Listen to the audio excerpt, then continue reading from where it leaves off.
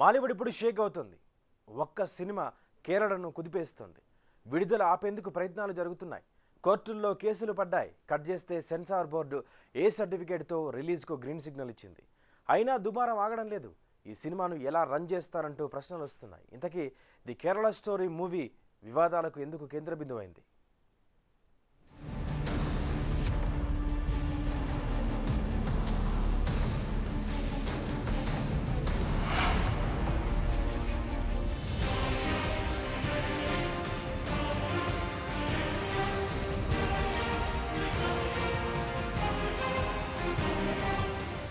The Kerala story ఇప్పుడు ఈ movie గురించే దేశమంతా సెర్చ్ చేస్తోంది.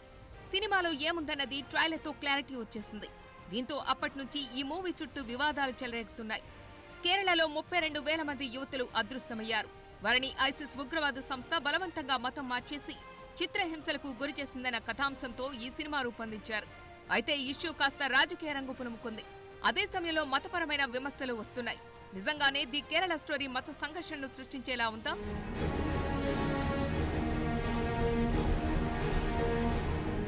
ఏడేళ్ల రీసెర్చ్, ఎంతో మంది బాధితులను కలిశాం, మిస్ అవుతున్న వారి గాథలను గుర్తించాం, వాటినే తెరపైకి తెచ్చాం. ఇది the Kerala story director Sudipto Sen చెబుతున్న మాట. సినిమా చూడకముందే ఎందుకంత ఇబ్బంది అంటూ కౌంటర్లు కూడా ఇచ్చేశారు. వాస్తవ ఘటనల ఆధారంగా సినిమాలు వస్తూనే ఉన్నాయి. ఇప్పుడు ఈ మూవీ కూడా అలాంటిదే. అయితే ఈ సినిమాను వ్యతిరేకించేవారు మాత్రం కల్పిత కథ అని మార్చాలని డిమాండ్ చేస్తున్నారు.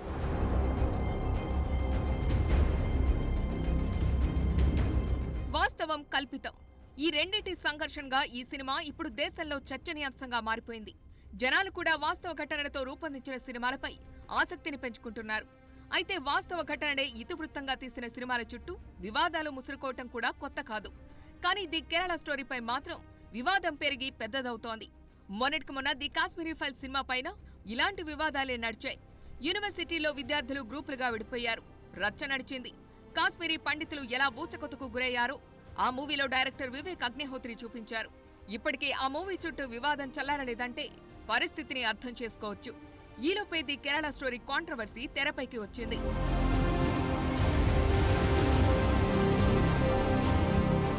32,000 మంది అమ్మాయిలు కనపడకుండా పోయారు. వారు ఎక్కడ ఉన్నారు, ఏమైపోయారు? ఇదే ది కేరళ స్టోరీ కథాంశం. బాలీవుడ్ డైరెక్టర్ సుదీప్ తోసేన్ దీన్ని తెరకెక్కించారు. ప్రొడ్యూసర్ విపుల్ అమృత్లాల్ షా, ప్రముఖ హీరోయిన్ ఆదా శర్మ లీడ్ రోల్లో నటించింది. ఏప్రిల్ 26న రిలీజ్ అయిన టీజర్ వివాదాలను మోసుకొచ్చింది. చర్చకు తెరలేపింది. కేరళకు చెందిన 4 అమ్మాయిలు నర్సింగ్ కాలేజీలో జాయిన్ అవుతారు.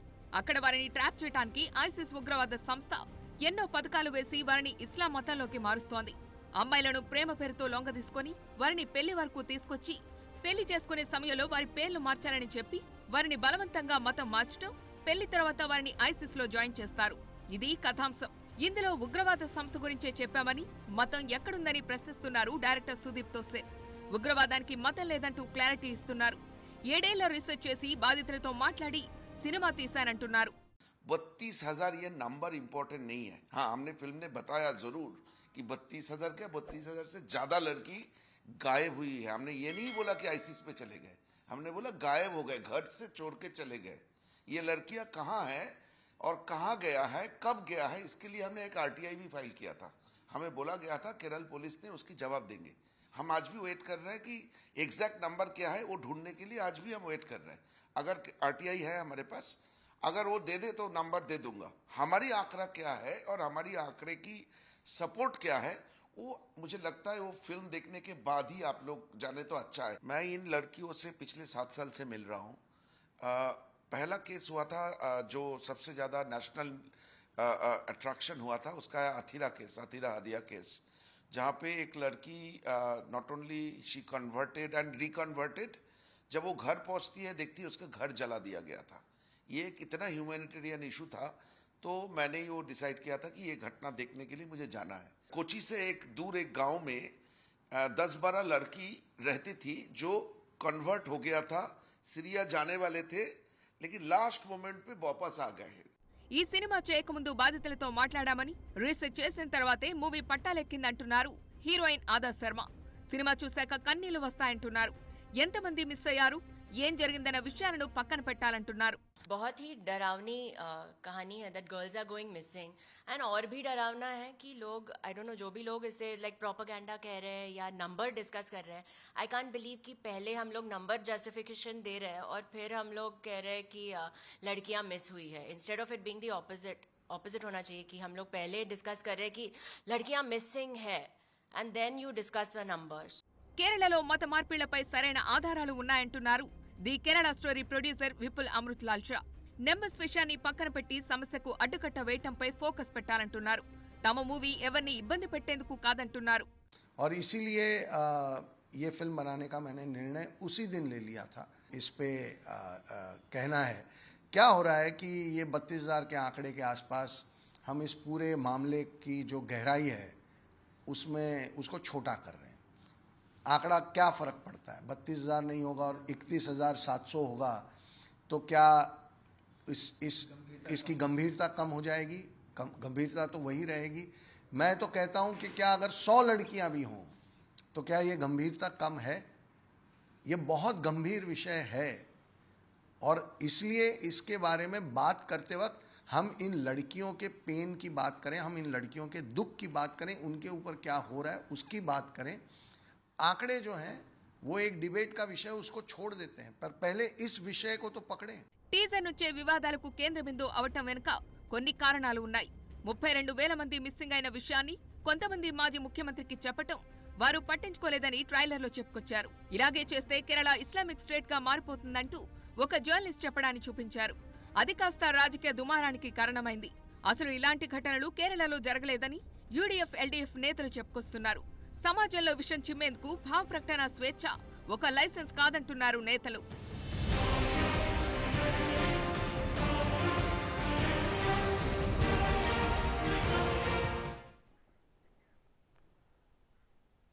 The Kerala story movie release కాకుండా అడ్డుకోవాలని కొన్ని వర్గాలు సినిమా అంటే భయమెందుకని కౌంటర్లు. అమ్మాయిల మిస్సింగ్ను నిరూపిస్తే ₹1 కోటి రివార్డు ఇస్తామంటూ కొందరు, యథార్థ ఘటనలు చూపితే ఉలికిపాటెందుకని ఇంకొందరు. ఇది ఇప్పుడు నడుస్తున్న వివాదం. సంచలనాలు, కాంట్రవర్సీకి కేరాఫ్గా ఉన్న కేరళ స్టోరీలో ట్విస్టులేంటి?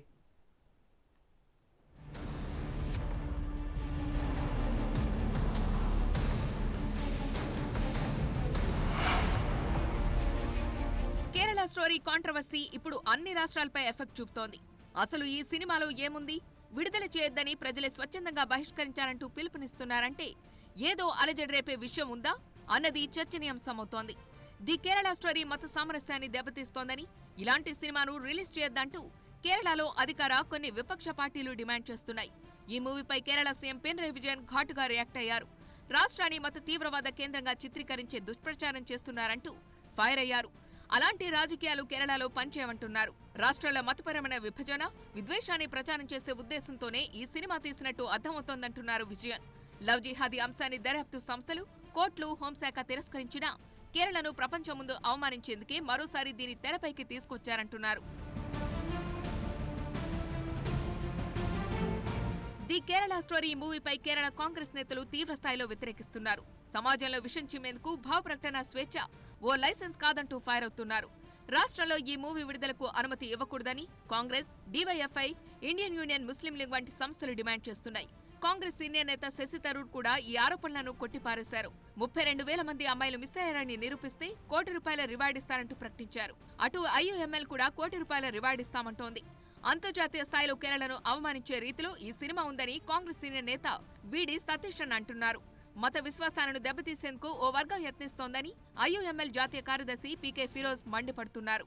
അവരോട് വെറുപ്പ് മറ്റു വിഭാഗങ്ങൾക്ക് തോന്നുന്ന തരത്തിൽ നിങ്ങൾക്ക് വിമർശനമാകാം, നിങ്ങൾക്ക് ആക്ഷേപമാകാം, നിങ്ങൾക്ക് ഒരു വേള പരിഹാസമാകാം. പക്ഷേ അത് ആ വിഭാഗത്തോട് വെറുപ്പുണ്ടാക്കുന്ന രീതിയിലാകരുത്.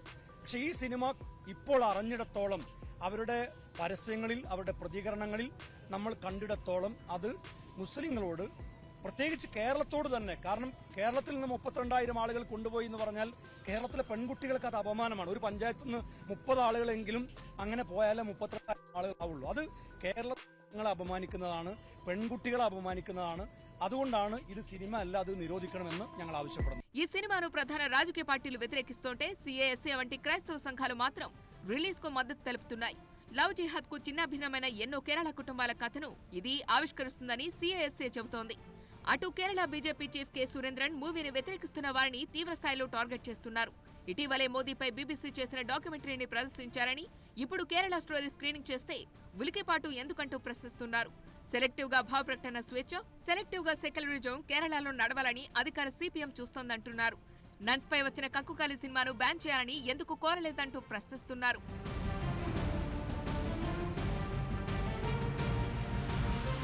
ఇదంతా కట్టుకథ అంటూ ఈ సినిమా తెరకెక్కించిన నిర్మాతలపై దుమ్మెత్తిపోస్తున్నాయి ఇంకొన్ని సంఘాలు.